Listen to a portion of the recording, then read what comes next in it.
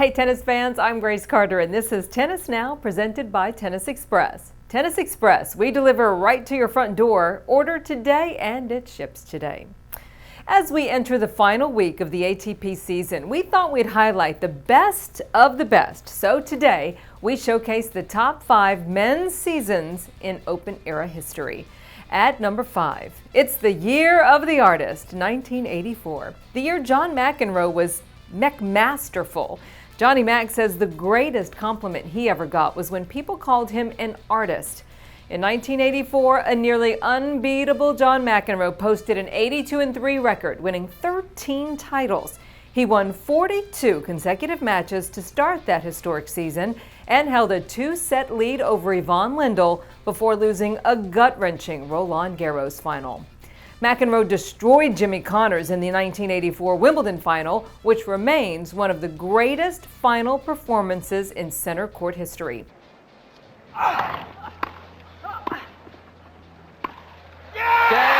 it. That's it.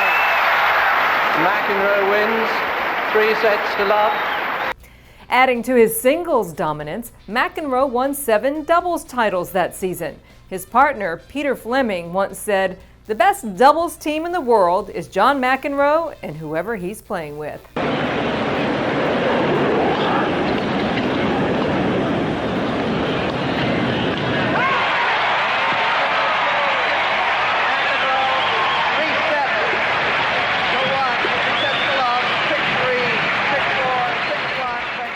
Though he was only 25 years old, John McEnroe would never win another Grand Slam singles title.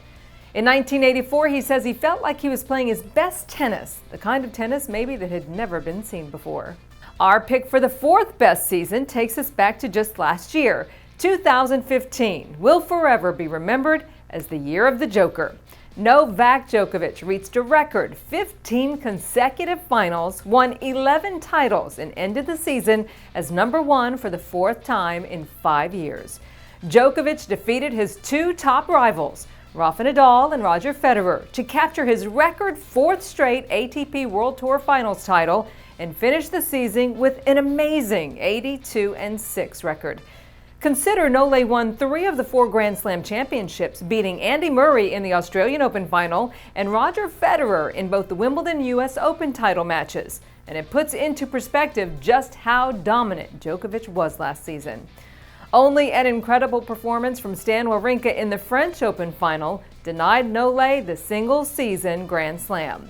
Novak won a single-season record of 6 Masters titles in 2015, a season he called his best ever, and won 31 of 36 matches versus top 10 opponents in a 2-year span.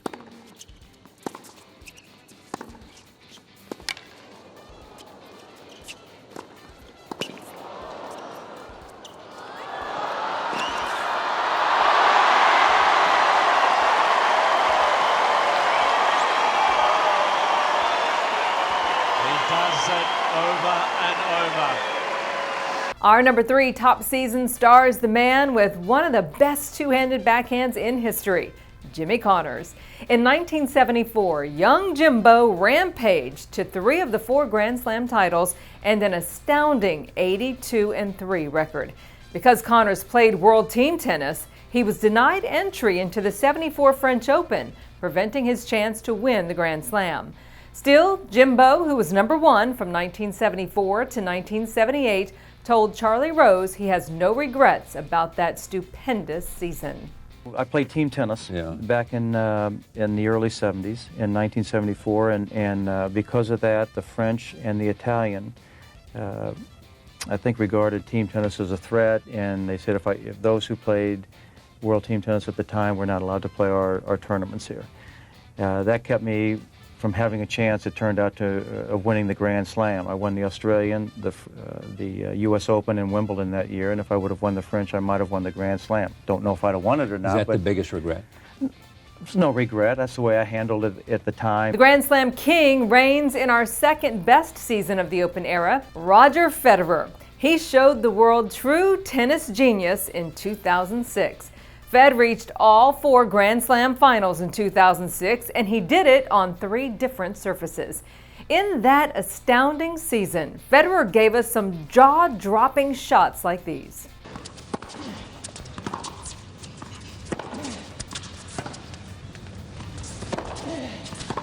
Oh, hello!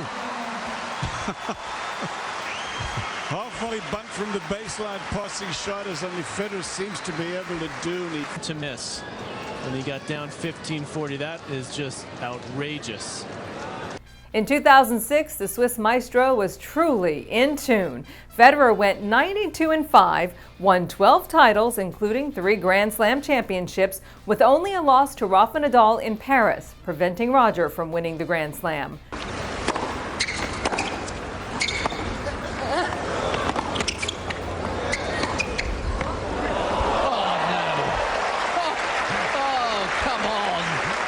Play a backhand smash love volley.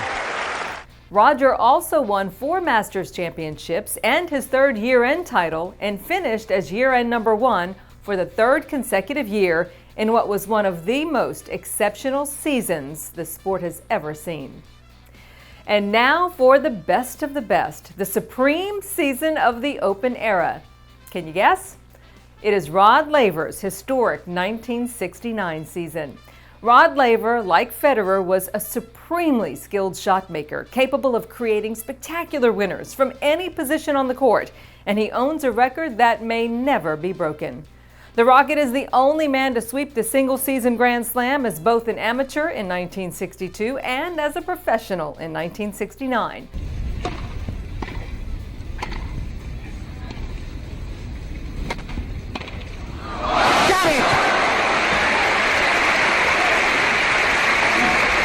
Laver was 31 years old in 1969 when he defeated 4 different opponents in the 4 Grand Slam finals, making his mark in history. Laver beat fellow Aussies Ken Rosewall in the French Open final, John Newcombe in the Wimbledon final, and Tony Roach in the 1969 U.S. Open final, back when the Open was staged on the soggy grass at Forest Hills. The Rocket wore spikes on his shoes for better traction, and he soared into history.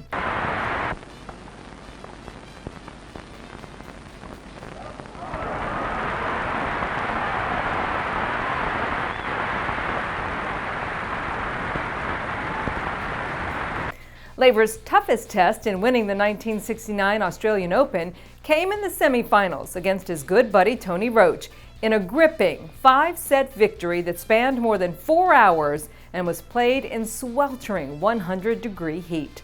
3 of the 4 Grand Slams were contested on grass back in 1969. Rod Laver recently reflected on his historic season when he returned to the Australian Open's Rod Laver Arena and talked about how the game has evolved. You know, a totally different sort of world of how we played.